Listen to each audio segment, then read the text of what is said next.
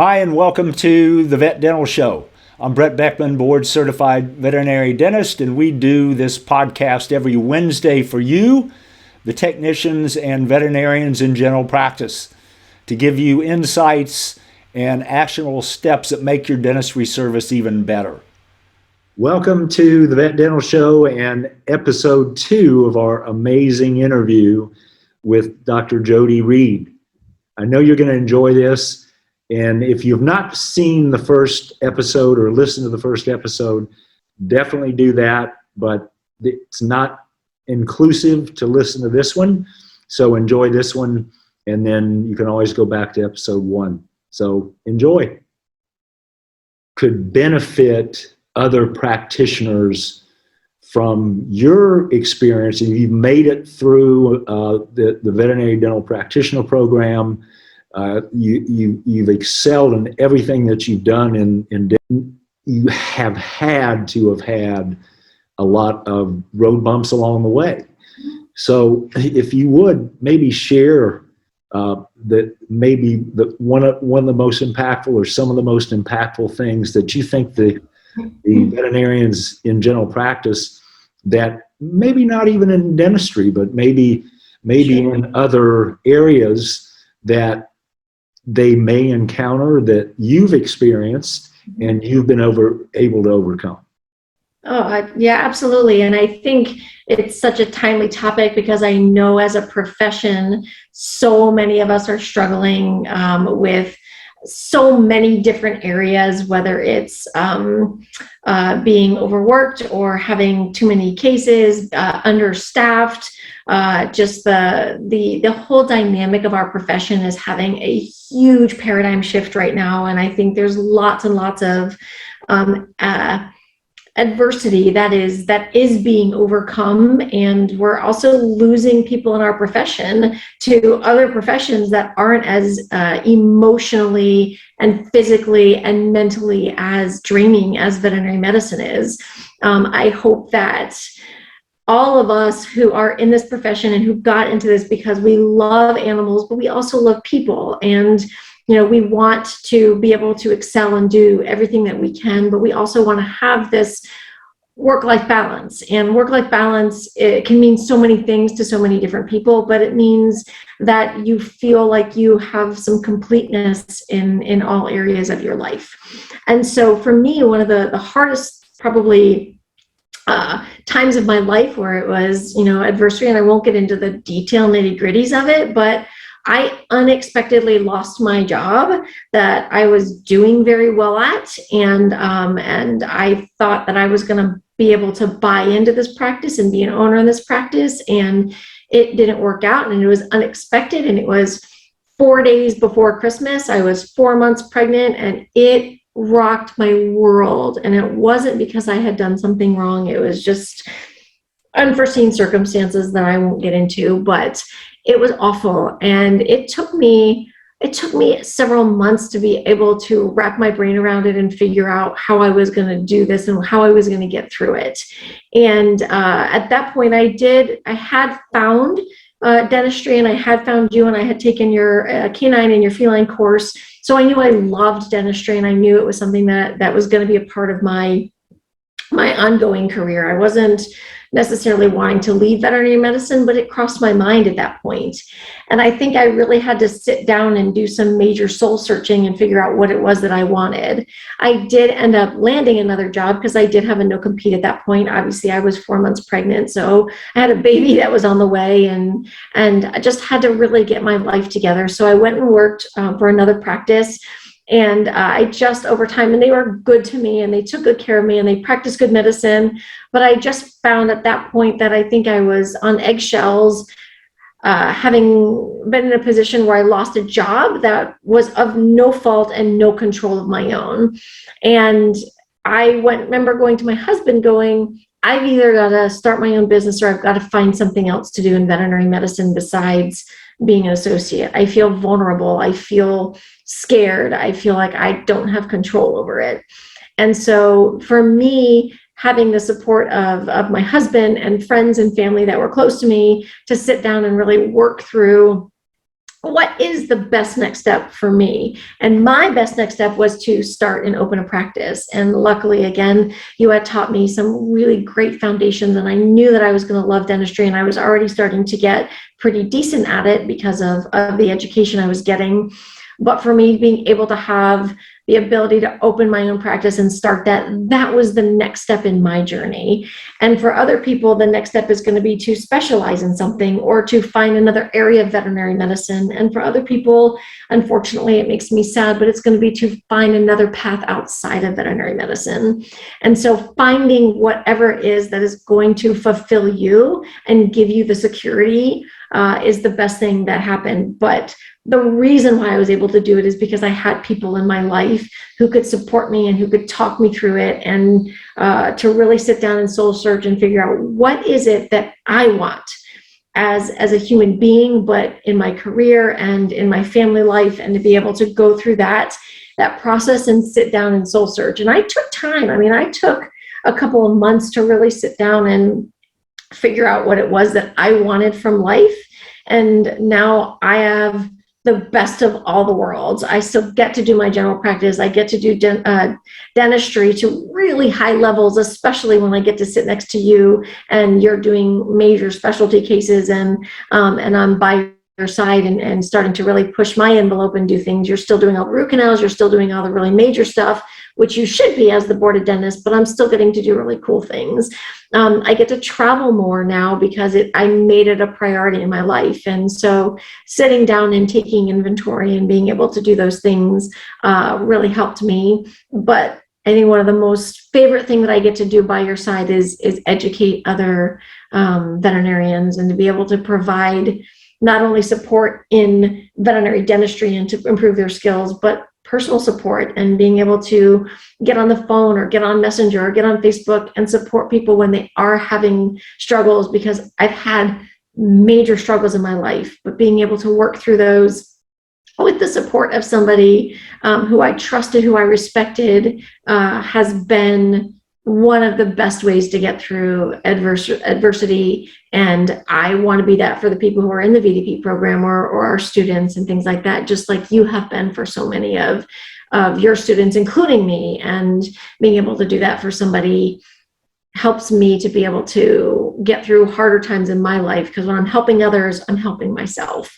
So that's really my journey and how I struggled. And it doesn't mean I don't struggle. Of course I do, but I have better tools now to be able to handle it. And I know that I can ask for help, and I'm safe in asking for help. And I think that's the biggest thing that people need to do, is find it out what it is that they love, what they're passionate about, and figure out ways to do that. And not only be able to ask for help from other people, but to seek out, how do I help other people? Because getting help and giving help is how I think you become a well-rounded, complete person. Well, that's certainly one of the most impactful stories that I think anyone could share in veterinary medicine or otherwise. And I know a lot of you listeners may unfortunately have had things that were even worse than what Jodi's gone through. And we certainly want to reach out and say that we both have been through a lot of things, and I guess we would consider ourselves wise in that respect, and Jodi's probably a lot wiser than I am in all respects, but we are certainly there to help anyone in veterinary medicine that wants to reach out and just talk. We're happy to do that. That's part of what we do. So you also brought up a really important point that I thought about, and I think this is certainly applicable to everyone. And it's a problem not just in veterinary medicine. But it is definitely a problem in veterinary medicine. Maybe not as much now as it used to be. But it's difficult to do and I'm not even going to say the work-life balance term. I don't believe that's a thing. But you have a great perspective on being able to do whatever it takes to do everything for the business side, of your life and your career side of your life. But at the same time, you have raised three amazing girls. You have an amazing husband, and you find time, despite being one of the busiest persons I have ever seen in my life, to probably be unbusy, if that's even a term, more than you are busy. Though you take a lot of time and a lot of effort to get away and leave the career behind and spend time with your family. And I've never seen anyone do it as well as you. So are there things that you can pass on to the listeners that might help them transition into that type of mindset and maybe get away from that day-to-day, even though it's, you know, at times it's like, we're in practice, and I've been there too, where time goes by and you think, gosh, it's been a year since I've taken a vacation. It's been forever since I've taken a vacation. So maybe help people to get to that point if they're stuck in that, and maybe that probably is contributing to a lot of the problems that we're having in the profession. Absolutely. With personal depression and suicide and everything that's so tragic. Yeah, it really is. And I think, you know, I've been on the brink of that. I've definitely suffered through depression when I went through many years of trying to figure it all out, and when I worked myself to the bone and unnecessary, and I've gotten myself to a point where I'm like, I don't have to work like that. And I agree with you. I hate the term work-life balance. It's a buzz term. To me, my definition of it is that there's going to be times when I work really hard, and there's going to be times when I play really hard. It doesn't mean that every day is going to be 50% fun and 50% work. No, there's months that go through where I am grinding hard, but I always make sure that I have a carrot waiting for me at some point that recharges my batteries. And whether that's, and I haven't always done that, and whether that's a couple of hours of me time, going to a spa, going for a walk, reading a book, just taking time that is just about me and what I want to do, that is where it started. And now for me, it's like, oh, I want to take a couple weeks now. And my kids are getting older, and they're going to start, you know, leaving the house, and I want to eat up every moment that I can with them. And I feel like I worked so hard when they were little that I missed out on so much. And I put myself in a position where I think it all became about building a team around me. And I know that is so much harder to do now than it was, you know, even a few years ago before COVID, because of staffing shortages and whatnot. But find a way to build a team that you support each other, that you work together to give each other what you need and the times you need. And you know, the veterinarians that work for me and the team that work for me, if they need time, I'm happy to give them time. If their sweet spot is working 2 days a week and that's what they can do because they have other things going on, great, come work with me 2 days a week. I try to be very flexible, and I wasn't always this way, but I try to be very flexible. And what does that look like for you? And, you know, so being able to balance doesn't mean everything's going to be perfect every day, but it means you have to find time to recharge your batteries. And it looks different for every single person. For me right now, it looks like scuba diving. So I try to find every way that I can to do that, because that's how I recharge my batteries. And it's something that I can do with friends, and it's something that I can do with my family, and we all love it, enjoy it. So finding that thing. And it doesn't matter what it is. It can be hiking. It doesn't have to be expensive. And it doesn't have to be long periods of time away. But you've got to find that, whether it's a little bit every day, whether it's long periods of time. But being able to do that is important. And it is not always just about working. But I grind it, and I still grind, and I still work really, really hard. And I'm that person who I thrive with being busy. I'm a happier person when I feel like I am fulfilling my purpose. But for me, that purpose looks like different things at different times. And sometimes that purpose is in my general practice. Sometimes that purpose is helping to educate other veterinarians in dentistry specifically. Sometimes it's going to get CE that helps me to do better with my own journey. Sometimes it's, reading. And there's all sorts of different things and ways that I fill my cup. And I think I've just been able to sit down and tease that out. And it took me a long time to figure out what is it that does make me happy, that does recharge my battery. And every day is not kumbaya and perfect. And I have lots of frustrations. I have lots of inconveniences. I have lots of things that challenge me, but I also have lots of joy, and I create that and I make space for it. And that changed my life. And it really did help me with the times where I did feel depressed, or where I felt like I couldn't go on, or where I felt like I didn't want to do this career anymore. I had to sit down and make changes that gave me the strength and the motivation and the ability to do that. And that's a personal journey, and it's one that I encourage everybody to explore on your own. Like, explore what that is for you. You don't have to work 90 hours a week to make everybody else happy. It's okay to do what it is that makes you happy.